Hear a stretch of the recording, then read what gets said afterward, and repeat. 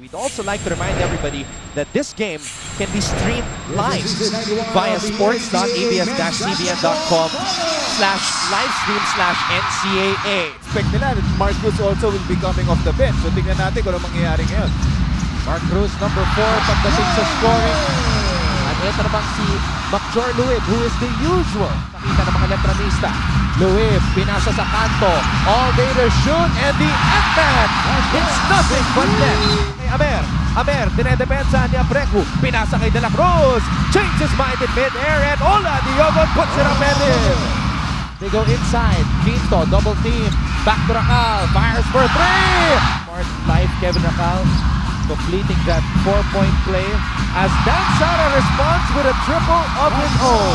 2-point guard setup when you have Sara there at Raj Tonko will aside from 40 minutes of hell now para sa Red Lions, and they generate a steal and a basket. Knights, Romaranchada. Ang ganda ng pasahan. Reynam Batak receive in the final four. They go down low. Bong Quinto.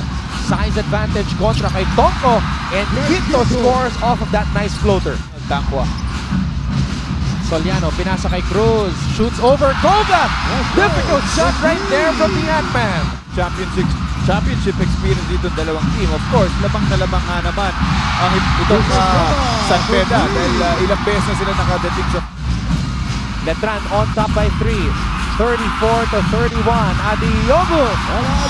Basket is good underneath for the Red Lions. Because your first point on the Red Lions, BN Sports, those are good points made, of course, by Coach Jude Roque.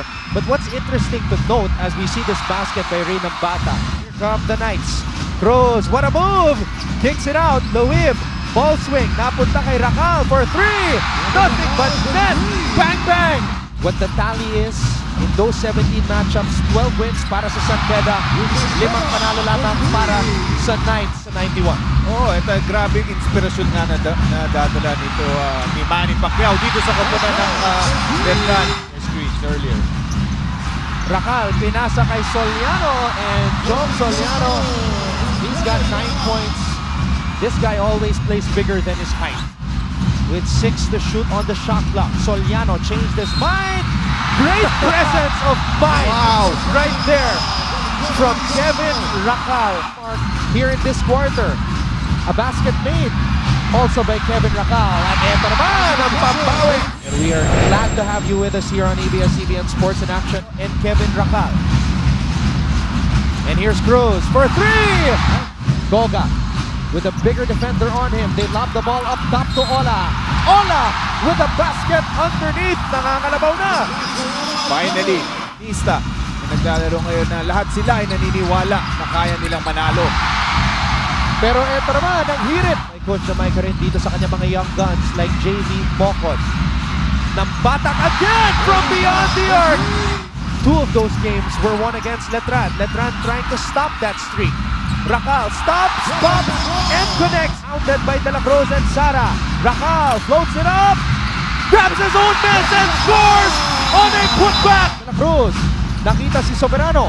Pinasa kay Sara, who fires for 3. Rosa, Sara with a huge bucket. Racal, pinasa kay Nambatak. Nambatak spins baseline and breaks free for a back-breaking basket. At buhay na buhay ang rivalry, Coach Olsen. Oo, hindi lamang sa court, pati dito sa likod natin.